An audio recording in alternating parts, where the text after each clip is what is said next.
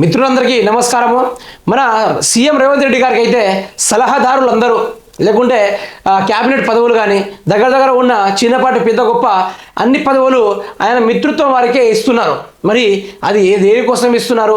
ఇన్ని రోజులైతే మన రేవంత్ రెడ్డి కల్వకుంట్ల ఫ్యామిలీ కుటుంబ పాలన అని చెప్పుకుంటా వచ్చిన రేవంత్ రెడ్డి ఈరోజు రెడ్డిల పాలనని ఏ విధంగా తయారు చేసుకుంటున్నాడు, ఆయన మిత్ర సంఘాన్ని ఏ విధంగా ఏర్పాటు చేసుకుంటున్నాడు, వారి కుటుంబ సభ్యునికి ఏ విధంగా ఇచ్చుకుంటున్నాడో ఒకసారి తెలుసుకునే ప్రయత్నం అయితే చేద్దాము.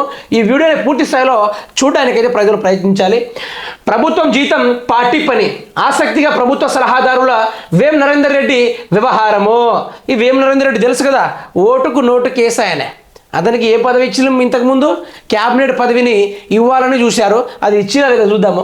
రాష్ట్రంలో ఎమ్మెల్యేల కొనుగోలు రాజకీయం ఆపరేషన్ అకర్స్ మొదలుపెట్టిన అధికార పార్టీ.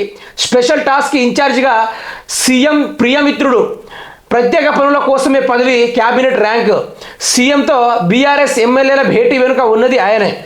వైఎస్ఆర్కు కేవీపీ మాదిరి అంటున్న నాయకులు అంతా వాళ్ళిద్దరే అయితే మేమెందుకని పాతోళ్ళు అలకనా.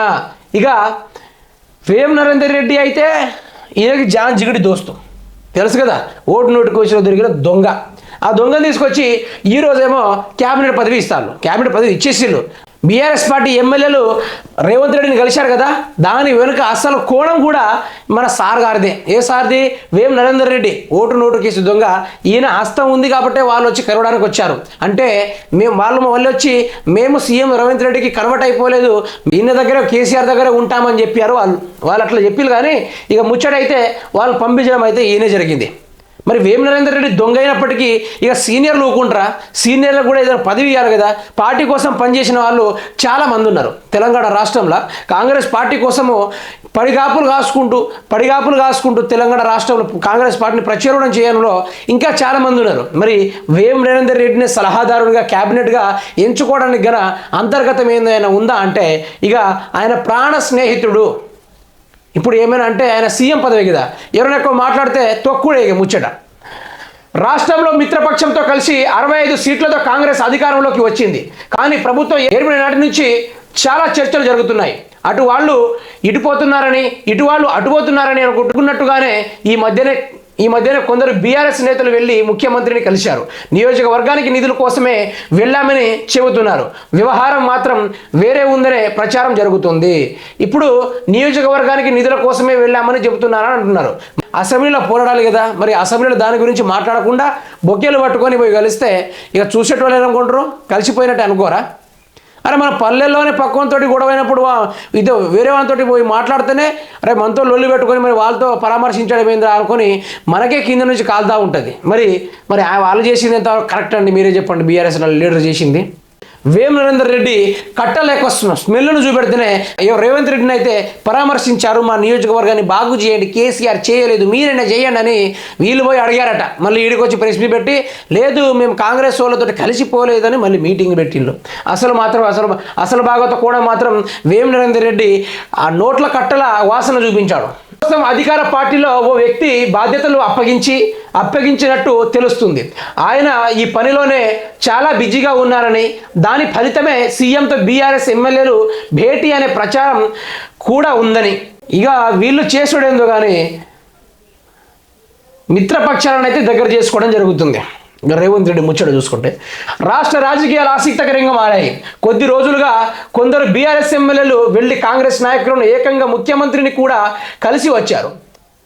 దీంతో వారంతా మారబోతున్నారన్న ప్రచారం జోరందుకుంది.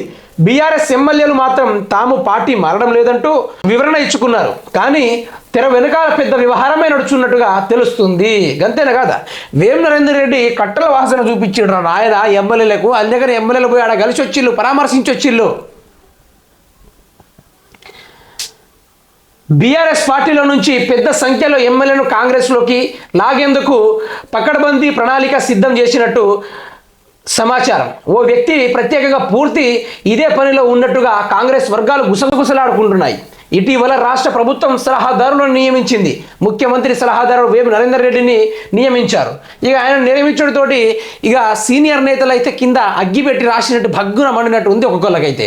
ఇన్ని రోజుల పార్టీ కోసం బంద్ చేసింది మేము, ఓటు నోటు కేసుకి దొరికిన దొంగను తీసుకుపోయి క్యాబినెట్ పదవి ఇస్తారని మీరు అనుకుంటూ మిగతా కాంగ్రెస్ సీనియర్ నేతలు అయితే మండిపాటు పడ్డారు. మిత్రులారా, మీరే వినండి ఒకసారి. ఇది కూడా ఎంత వస్తుంది కరెక్ట్ అని మీరే చెప్పండి. పార్టీ కోసం పనిచేసిన పార్టీ కోసం పనిచేసినకేమో ఊడిగం ఇచ్చారు. రాష్ట్రంలో దొంగని ముద్రించబడినకేమో క్యాబినెట్ పదవిని అంటగడుతున్నారు. అదేవిధంగా సీఎం సలహాదారునిగా పదవులు అంటగడుతున్నారు. మరి సీనియర్ నాయకుల గొంతులు గోచినట్టే కదా, అంతేనా కదా? మరి ఇది ఏం కాంగ్రెస్ అండి, నాకు అర్థం కాదు. పార్టీ కోసం పనిచేసిన వాళ్ళకి స్వేచ్ఛ లేదు, పార్టీ కోసం పనిచేసిన గాడిదలకు గుర్తించి దూరం పెట్టేశారు.